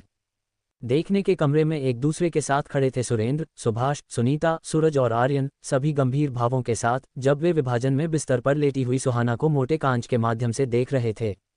सुहाना चुपचाप लेटी हुई थी, उसकी आंखें कसकर बंद थीं मानो वह गहरी नींद में हो। उसका मूल रूप से गोरा और नाजुक चेहरा काफी पतला और दुबला हो गया था। उसके रसीले काले बाल पूरी तरह से मुंडे हुए थे। उसका शरीर एक पतले सफेद कंबल से ढका हुआ था। उसके शरीर को सभी प्रकार के चिकित्सा उपकरणों से जोड़ने वाली विभिन्न नलियां। आर्यन ने आह भरी। कुछ दिन पहले की तुलना में वर्तमान सुहाना पूरी तरह से अलग व्यक्ति लग रही थी, जिससे दया की भावना जागृत हुई। अपनी बेटी को देखकर सुनीता के आंसू एक बार फिर बारिश की तरह बहने लगे, फिर भी वह आवाज नहीं निकाल सकी। उसने अपने हाथों से अपने मुंह को कसकर ढक लिया और उसके गालों पर आंसू बहने लगे। सूरज को अपनी नाक में झुनझुनी महसूस हुई, उसकी आंखें लाल हो गईं। वह गहरी सांस लेने के लिए छत की ओर देख रहा था, खुद को संभालने के लिए संघर्ष कर रहा था। यहां तक कि वयोवृद्ध स्वामी सुरेंद्र की आंखों में भी आंसू थे। जहां तक पिता सुभाष का सवाल है, उनके चेहरे पर दुख तो था, लेकिन ये कितना वास्तविक था, ये संदिग्ध था। मुझे अंदर जाने दो। गमगीन और शोकाकुल माहौल के बीच आर्यन ने अपने बगल में खड़ी नर्स से धीरे से बात की। उस नर्स को पहले ही अध्यक्ष से निर्देश मिल चुके थे कि सब कुछ वयोवृद्ध स्वामी सुरेंद्र की इच्छा के अनुसार व्यवस्थित किया जाना था। आर्यन की बातें सुनकर उसने सुरेंद्र की ओर देखा। सुरेंद्र ने सिर हिलाकर नर्स को आर्यन को आईसीयू में ले जाने का संकेत दिया और आर्यन से कहा, अगर आपको किसी चीज़ की ज़रूरत हो तो बस पूछ लीजिए। एक पल सोचने के बाद आर्यन ने नस से कागज और कलम मांगा और जल्दी से सुरेंद्र को देने के लिए एक नुस्खा लिखा। वयोवृद्ध स्वामी सुरेंद्र, कृपया किसी को इस नुस्खे के अनुसार दवा तैयार करने के लिए कहें। इसके अलावा मुझे जंगली जिनसेंग की भी जरूरत है, जो जितना पुराना होगा उतना अच्छा होगा। जंगली जिनसेंग, जो सार ऊर्जा की पूर्ति, रक्त का उत्पादन और पोषण, शरीर की प्रतिरक्षा क्रिया को विनियमित करने और अंग कार्य को बढ़ाने के लिए जाना जाता है, को अनंत लाभों के साथ अमर जड़ी बूटी कहा जाता है। बाद में सुहाना के इलाज में आर्यन को यह तुरंत उपयोगी लगेगा। सुरेंद्र ने दवा का पर्चा लिया, उस पर नजर डाली, लेकिन समझ नहीं पाया कि उसमें क्या लिखा है, और उसे सूरज को सौंप दिया तथा उसे इसके क्रियान्वयन की व्यवस्था करने का निर्देश दिया। मैं जाऊंगा। सूरज ने दवा ली और चला गया। अपनी बहन की बीमारी को लेकर चिंतित होकर उन्हें किसी और को ये काम सौंपने में असहजता महसूस हुई और उन्होंने इसे स्वयं ही निपटाने का निर्णय लिया। नस के पीछे आईसीयू में जाते हुए आर्यन हल्के से सुहाना के बिस्तर के पास चला गया। सुहाना का करीब से निरीक्षण करने पर पता चला कि उसके गाल पिचके हुए थे, उसकी आंखें धंसी हुई थीं, उसका रंग फीका और चमकहीन था, वह इतनी क्षीण दिख रही थी मानो उसने सारी जीवन शक्ति खो दी हो। सुहाना को ऐसी हालत में देखकर आर्यन अपने दिल में खटास महसूस करने से खुद को नहीं रोक सका। अध्याय 28, सम्राट की 10 सुइयां। उसने एक गहरी सांस ली और आर्यन की भावनाओं में अब थोड़ा सा भी उतार चढ़ाव नहीं दिखा, वह पूरी तरह से शांत हो गया।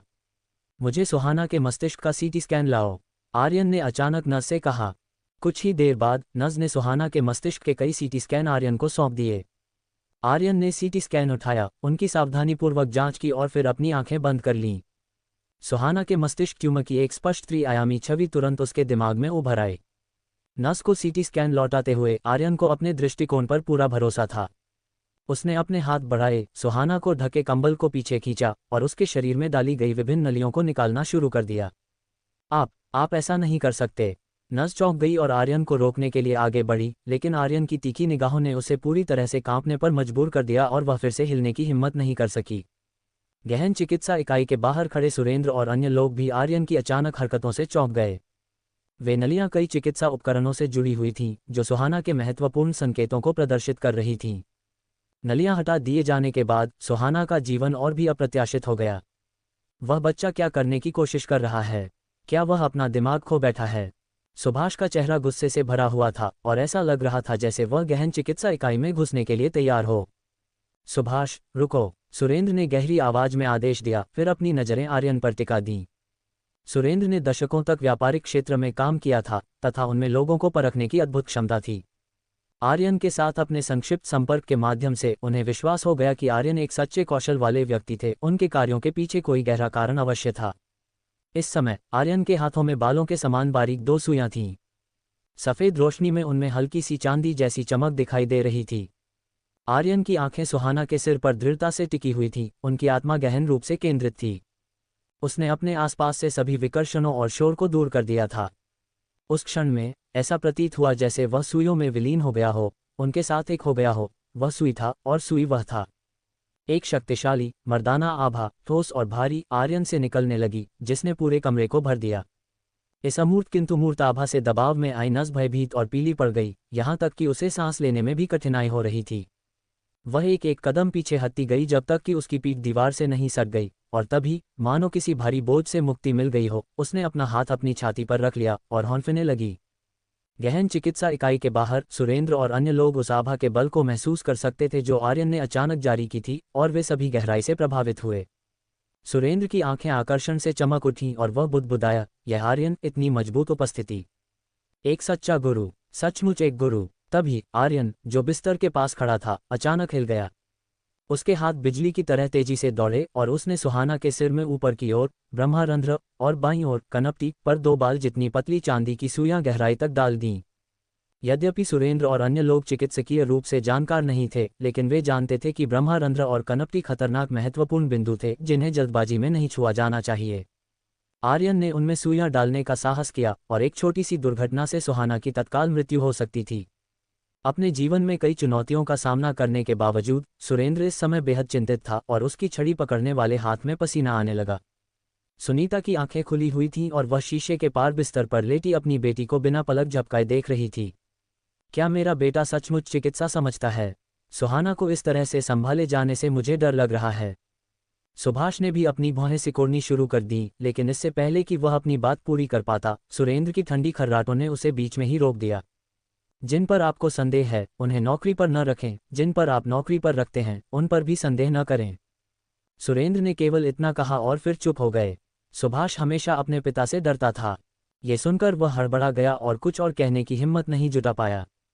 बिस्तर पर लेटे हुए आर्यन ने अपने हाथों से 2 चांदी की सुइयों की पूंछ को चुटकी में पकड़ा, ड्रैगन बाघ शेर हाथी तकनीक को प्रसारित किया, अपने प्राण सागर के भीतर सत्य प्राण को चलाया, नाड़ियों के साथ यात्रा की, अपनी बाहों के माध्यम से अपनी उंगलियों तक पहुंचाया और फिर इसे चांदी की सुइयों में प्रवाहित किया। सत्य प्राण से भरी 2 चांदी की सुइयां ऐसे कांपने लगी मानो उनमें बिजली आ गई हो, और कुछ ही देर बाद सुहाना का शरीर भी कांपने लगा। इस समय आर्यन जो उपयोग कर रहा था वह सम्राट की 10 सुइयों में से ताइजी सुई थी, जिसे उसने अपने पिछले जीवन में समझा था। ताइजी स्वर्ग और पृथ्वी दोनों को संदर्भित करता है तथा शिव और शक्ति को भी संदर्भित करता है। स्वर्ग और पृथ्वी से जुड़ने के लिए 2 चांदी की सुइयों और सत्य प्राण का उपयोग करके शिव और शक्ति को एक दूसरे की सहायता करने में सक्षम बनाकर अक्सर अप्रत्याशित रूप से चमत्कारी प्रभाव प्राप्त किया जा सकता है। ये ताइजी सुई का आश्चर्य है। सामान्य बीमारियों और यहाँ तक कि कुछ जटिल और कठिन बीमारियों के लिए आर्यन अपने कमजोर सत्य प्राण की थोड़ी सहायता से सम्राट की 10 सुइयों में से एक मूल सुई को लगाकर आसानी से उनका इलाज कर सकता था। लेकिन सुहाना जैसी गंभीर बीमारियों के लिए एक मूल सुई उन्हें ठीक नहीं कर सकती थी, केवल ताइजी सुई के साथ प्रयास ही उन्हें ठीक कर सकता था। हालांकि अधिक चमत्कारी ताइजी सुई का उपयोग करके भी सुहाना के मस्तिष्क ट्यूमर को पूरी तरह से ठीक करना अभी भी कठिनाइयों से भरा था। ऐसा इसलिए नहीं था कि आर्यन के चिकित्सा कौशल में कमी थी, बल्कि इसलिए कि उसका वर्तमान स्तर बहुत कम था और उसका सत्य प्राण बहुत कमजोर था। सत्य प्राण और ताइजी सुई के संयोजन से आर्यन को विश्वास था कि वह सुहाना को कोमा से जगा सकता है और उसकी खोपड़ी के अंदर ट्यूमर कोशिकाओं की और अधिक गिरावट को रोक सकता है। इसके बाद कुछ विशेष दवा देने से सुहाना में मस्तिष्क ट्यूमर कोशिकाओं को ठीक करने या यहाँ तक कि समाप्त करने की आशा थी। यद्यपि यह प्रक्रिया बहुत लंबी थी, लेकिन वर्तमान में ये सबसे अच्छी विधि थी जिसके बारे में आर्यन सोच सकता था। सर्जरी की तुलना में आर्यन की विधि में जोखिम बहुत कम था और सफलता दर भी बहुत अधिक थी। यदि भविष्य में आर्यन का स्तर आगे बढ़ता और उसका सत्य प्राण अधिक मजबूत होता, तो वह सम्राट की 10 सुइयों से अन्य उत्कृष्ट तकनीकों को नियोजित करने में सक्षम होता, जिससे सुहाना की स्थिति को पूरी तरह से ठीक करने की संभावना काफी बढ़ जाती। आर्यन ने अपने हाथों से दोनों सुइयों की पूंछ पकड़ ली और लगातार उनमें अपना सत्य प्राण प्रवाहित कर रहा था और फिर सुइयों के माध्यम से सुहाना के मस्तिष्क में प्रवाहित कर रहा था। सत्य प्राण वास्तव में स्वर्ग और पृथ्वी मूल ऊर्जा है और स्वर्ग और पृथ्वी मूल ऊर्जा में जीवन की चिंगारी को उत्तेजित करने और पोषित करने की अद्भुत क्षमता है। आर्यन के सत्य प्राण की निरंतर उत्तेजना और पोषण के तहत सुहाना की हालत धीरे धीरे सुधर रही थी, यद्यपि बहुत धीमी गति से। 10 मिनट बीत गए और आर्यन के सिर से एक सफ़ेद धुंध उठने लगी, जो हवा में फैल गई और तुरंत गायब हो गई। 20 मिनट बाद आर्यन का रंग पीला पड़ गया, उसके हाथ थोड़े कांपने लगे और वह पसीने से भीग गया। आधे घंटे बाद आर्यन का सत्य प्राण लगभग समाप्त हो गया था, उसकी शारीरिक शक्ति समाप्त होने के करीब थी और वह पतन के कगार पर था। एक लंबी सांस छोड़ते हुए आर्यन ने जल्दी से चांदी की सुइयों को हटाया और दूर रख दिया, फिर घूमकर सुरेंद्र और अन्य लोगों को इशारा किया। आर्यन के एक्यूपंक्चर की पूरी प्रक्रिया के दौरान सुरेंद्र और उनके साथी बाहर से देख रहे थे, उनके दिल आशंका में डूबे हुए थे। जब उन्होंने आर्यन के सिर से धुआं उठते देखा तो सुभाष और सुनीता को पता नहीं चला कि ऐसा क्यों हो रहा है, लेकिन सुरेंद्र बेहद हैरान था। सुरेंद्र, जिसने दुनिया का बहुत कुछ देखा था, जानता था कि भारत में प्राचीन मार्शल आर्ट के छुपे हुए उस्ताद एकांत में या अर्ध एकांत में रहते हैं, जो अविश्वसनीय रूप से शक्तिशाली प्राण शक्ति का प्रदर्शन कर सकते हैं और इसका उपयोग दूसरों को नुकसान पहुंचाने के लिए कर सकते हैं। उन्होंने एक बार 2 प्राचीन मार्शल आर्ट गुरुओं को द्वंद्वयुद्ध करते देखा था। जब उनकी प्राण शक्ति अपने चरम पर पहुंच जाती थी तो उनके सिर से सफ़ेद धुएं की लपटें उठती थीं, जैसा कि अभी अभी आर्यन के साथ हुआ था। सुरेंद्र ने कभी नहीं सोचा था कि जबकि अन्य लोग प्राण शक्ति का उपयोग लोगों की जान लेने के लिए करते हैं, आर्यन इसका उपयोग लोगों को बचाने के लिए करते हैं। हालांकि उन्हें इसकी प्रभावशीलता के बारे में आश्चर्य हुआ। अध्याय 29, बीमार फिर भी सुंदर। आर्यन को लहराते हुए देखकर सुरेंद्र, सुभाष और सुनीता तुरंत आईसीयू में प्रवेश कर गए। डॉक्टर आर्यन, सुहाना कैसी है? सुरेंद्र आर्यन के पास गया और चिंता से पूछा। आर्यन ने अस्पताल के बिस्तर पर लेटी सुहाना की ओर इशारा करते हुए हल्के से मुस्कुराते हुए कहा, वह जाग रही है। वह अभी जागी है। इससे पहले कि वह बोलना समाप्त कर पाता, सुहाना की पलकें फड़कीं और धीरे धीरे खुल गईं। सुहाना, अपनी बेटी को आंखें खोलते देख सुनीता खुशी से अभिभूत हो गई और अपनी भावनाओं को नियंत्रित नहीं कर सकी। वह दौड़कर बिस्तर के पास गई और अपनी बेटी का हाथ कसकर पकड़ लिया। उसकी आंखों से आंसू बारिश की तरह गिर रहे थे। माँ! जैसे ही सुहाना ने अपना सिर घुमाया और सुनीता को देखा, उसकी आंखों की धुंधली रोशनी थोड़ी चमक उठी। उसके होंठ हिले और वह धीरे से बोली, उसकी आवाज़ मच्छर की तरह धीमी थी। माँ यहाँ है, माँ यहाँ है। सुहाना, मेरी प्यारी, आज सुबह तुम अचानक बेहोश हो गईं, तुमने मुझे बहुत डरा दिया। अपने आंसू पोंछते हुए सुनीता ने अपनी बेटी का हाथ अपने चेहरे पर रखा और अत्यधिक घबराहट के साथ बोली। बिस्तर के पास खड़े सुरेंद्र हालांकि चुप थे लेकिन स्पष्ट रूप से भावुक थे।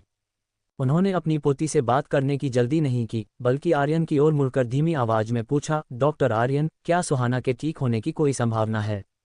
हाँ। आर्यन की आवाज़ तेज नहीं थी, लेकिन उसका स्वर बहुत आश्वस्त था। अपनी छड़ी को जोर से पटकते हुए सुरेंद्र ने कहा, अच्छा डॉक्टर आर्यन, आपके इन शब्दों से मुझे आश्वस्ति मिली है। सुहाना की बीमारी का इलाज अब से हम आपको सौंपते हैं। आर्यन ने परामर्श कक्ष में फिरोज और अन्य लोगों की स्थिति की ओर इशारा किया था, और जब उन्होंने एक्यूपंक्चर के साथ सुहाना का इलाज किया तो उन्होंने प्राण शक्ति कौशल का प्रदर्शन किया था, जिसके बारे में कहा जाता है कि केवल प्राचीन मार्शल आर्ट गुरुओं के पास ही होता है, जिससे सुरेंद्र का उन पर विश्वास बहुत बढ़ गया। सुनीता ने अपनी बेटी का हाथ पकड़ा और उसके साथ कुछ देर तक बात की। उन्होंने देखा कि वह अच्छी स्थिति में नहीं थी और कमजोर बोल रही थी, इसलिए उन्होंने ज़्यादा कुछ नहीं कहा, उसे आराम करने दिया। आर्यन, तुम यहाँ हो। सुहाना की नज़र अपनी माँ से हटकर आर्यन पर पड़ी। किसी कारणवश उसकी बड़ी बड़ी आंखें अचानक आंसुओं से भर गईं, गिरने को तैयार। आर्यन ने सिर हिलाया, बिस्तर के पास गया और मुस्कुराया, तुम्हारा भाई मुझे ढूंढने गया था। जैसे ही मैंने कक्षा प्रमुख की पुकार सुनी, मैं बिना कुछ सोचे समझे तुरंत वहां आ गया। जब मुझे पहली बार इस बीमारी के बारे में पता चला तो मुझे लगा कि मैं निश्चित रूप से मर जाऊंगी। लेकिन मैं इसे स्वीकार करने के लिए थोड़ा अनिच्छुक थी। एक बार तुमने मुझसे जो कहा था उसे याद करके मैंने अपने भाई से तुम्हारा जिक्र किया। मुझे उम्मीद नहीं थी कि वह सचमुच तुम्हें यहाँ लाएगा। आर्यन, आने के लिए धन्यवाद। जैसे ही सुहाना ने बात की, उसकी आंखों से आंसू बहने लगे और वह रुआंसी हो गई। उस दिन आपने मुझे अपना सिर जांचने के लिए कहा था, मैंने आपकी बात पर विश्वास नहीं किया और यहाँ तक कहा कि आपने मुझे श्राप दिया है। मुझे माफ़ करना आर्यन, मैंने तुम्हारे साथ गलत किया। आर्यन ने धीरे से कहा, मैं तुम्हें दोष नहीं देता। सचमुच? बिल्कुल नहीं। ठीक है कक्षा प्रमुख, ज़्यादा मत सोचो, आराम करो। निश्चिंत रहो, मैं तुम्हारी बीमारी अवश्य ठीक कर दूंगा। क्या इसका सचमुच इलाज हो सकता है? लेकिन कई डॉक्टरों ने कहा है कि मेरी हालत आशावादी नहीं है। उन नीम हकीमों की बात मत सुनो। अगर मैं कहता हूं कि मैं आपको ठीक कर सकता हूं, तो मैं निश्चित रूप से कर सकता हूं। तुम्हें मुझ पर विश्वास होना चाहिए और तुम्हें अपने आप पर भी विश्वास होना चाहिए। सुहाना ने सिर हिलाया, फिर अचानक किसी बात को लेकर घबरा गई और पूछा, आर्यन, क्या मैं अभी बहुत बदसूरत लग रही हूं? बिल्कुल नहीं। आर्यन की नज़र सुहाना के चेहरे पर टिकी थी। बीमार होने पर भी कक्षा प्रमुख अभी भी एक सुंदरता है। सुहाना ने हल्के से हंसते हुए उसे डांटा, तुम झूठ बोल रहे हो। मेरे बाल झड़ गए हैं और मेरा वजन भी काफ़ी कम हो गया है। मैं बहुत बदसूरत दिख रही हूँ, बहुत बदसूरत। वैसे आर्यन, महाविद्यालय प्रवेश परीक्षा में अभी 1 महीने से अधिक समय है। क्या तुम्हें लगता है, क्या मेरे पास इसे देने का मौका है? आर्यन ने एक पल सोचा, फिर गंभीरता से कहा, मैं इसकी गारंटी नहीं दे सकता, लेकिन मैं महाविद्यालय प्रवेश परीक्षा से पहले आपको ठीक करने की पूरी कोशिश करूंगा। मुझे सचमुच बहुत दुख है, मुझे थोड़ी नींद आ रही है और मैं झपकी लेना चाहता हूँ। उसका शरीर अचानक कुछ बार हिला, फिर वह पीछे की ओर गिर पड़ा, अपने पीछे बैठी दुबली पतली नस की बाहों में गिर पड़ा। उसका सिर उस कोमल आलिंगन में टिका हुआ था। नज ने आर्यन के शरीर को सहारा देने के लिए संघर्ष किया। उसका सुंदर चेहरा लाल हो गया था, लेकिन वह उसे दूर धकेलने की हिम्मत नहीं कर सकी। वयोवृद्ध स्वामी सुरेंद्र जब जंगली जिनसेंग आए तो सबसे पहले सुहाना के लिए 2 टुकड़े काटे ताकि वे उसे अपने मुंह में रख सकें। बाकी के लिए मैं जागने के बाद इस पर चर्चा करूंगा। नज बहन, क्या आप कृपया मेरे लिए एक शांत कमरा ढूंढ सकती हैं? मुझे थोड़ी देर आराम करने की ज़रूरत है, आर्यन ने कहा। फिर उसका सिर बगल की ओर झुक गया और वह नस के नर्म गर्म आलिंगन में सो गया। बेशक आर्यन वास्तव में सो नहीं रहा था। उन्होंने अभी अभी सुहाना पर एक्यूपंक्चर किया था। उनका सत्य प्राण थक चुका था, उनका शरीर कमजोर और अत्यधिक थका हुआ था। जैसे ही उसने अपनी आंखें बंद की, उसने तुरंत ड्रैगन बाग शेर हाथी तकनीक का अभ्यास शुरू कर दिया और चुपचाप स्वस्थ हो गया। स्वास्थ्य लाभ करते समय वह स्पष्ट रूप से महसूस कर सकता था कि कोई उसे अगले कमरे में बिस्तर पर लिटा रहा है और फिर धीरे से उसे कंबल से ढक रहा है। कोमा से जागी सुहाना ने गहन चिकित्सा इकाई में कुछ देर आराम किया। जब सूरज वापस लौटे तो उन्होंने आर्यन के निर्देशों का पालन करते हुए उनके मुंह में रखने के लिए 100 साल पुराने जंगली जिनसेंग के 2 टुकड़े काट लिए। पिछले 2 दिनों की तुलना में उसकी हालत में स्पष्ट सुधार हुआ था। इसके तुरंत बाद अस्पताल ने सुहाना के मस्तिष्क की एक और जांच की। परिणामों ने कई घरेलू और विदेशी ट्यूमर विशेषज्ञों को चौंका दिया, जिससे उनमें अविश्वास पैदा हो गया। उन्होंने पाया कि आर्यन के एक्यूपंक्चर सत्र के बाद सुहाना की तेजी से बिगड़ती हालत को प्रभावी ढंग से दबा दिया गया था और यहां तक कि मामूली सुधार के संकेत भी मिले थे। यद्यपि ये संकेत स्पष्ट नहीं थे, फिर भी वे उत्साहवर्धक थे तथा ये संकेत दे रहे थे कि आर्यन के उपचार का वास्तव में प्रभाव हो रहा था। सुरेंद्र, सुनीता और सूरज ने जब ये समाचार सुना तो वे स्वाभाविक रूप से बहुत खुश हुए। यहाँ तक कि सुभाष, जिनका अपनी बेटी के साथ ज्यादा भावनात्मक जुड़ाव नहीं था, को भी काफी राहत महसूस हुई। 1 घंटे बाद आर्यन ने स्वास्थ्य लाभ करना समाप्त कर दिया।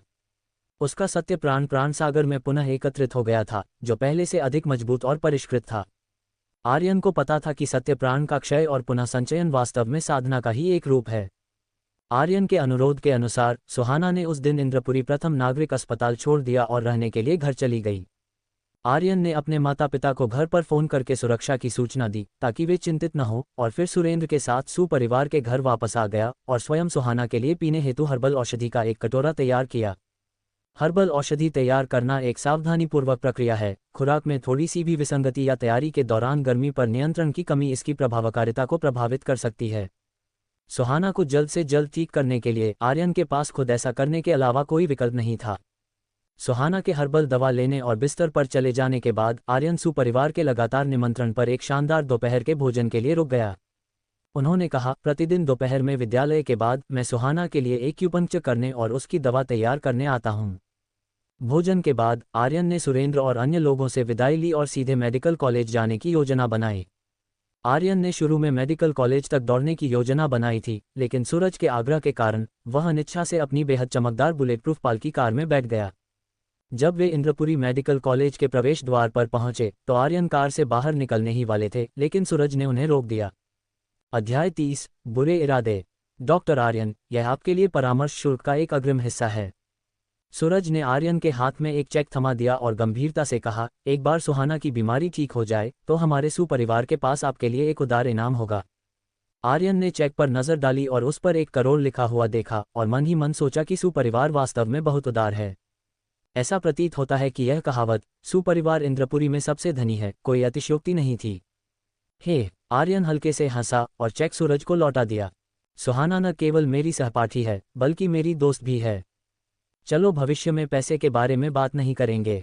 सूरज पहले तो चौंका, लेकिन फिर उसने आर्यन की ओर गहराई से देखा और दृढ़ता से सिर हिलाया। आर्यन, मुझे तुम पर गर्व है कि मैं एक दोस्त हूँ। अब से आपके मामले मेरे भी मामले हैं। आर्यन को इस बात की जानकारी नहीं थी कि सूरज ही वह उत्तराधिकारी है जिसे सुरेंद्र ने सुपरिवार का अगला कुलपति बनने के लिए चुना था। उनका वादा परामर्श शुल्क के 1 करोड़ से कहीं अधिक मूल्यवान था।